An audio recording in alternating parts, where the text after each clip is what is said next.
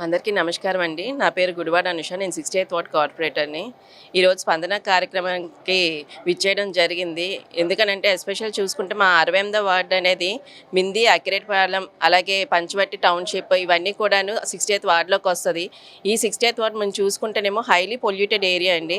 ఒక పక్క మాకు విశాఖ డైరీ నుంచి హై పొల్యూషన్ మాకు ఇటు భూగర్భ సమస్యలు అవనియండి, ఎయిర్ పొల్యూషన్ జరుగుతుంది.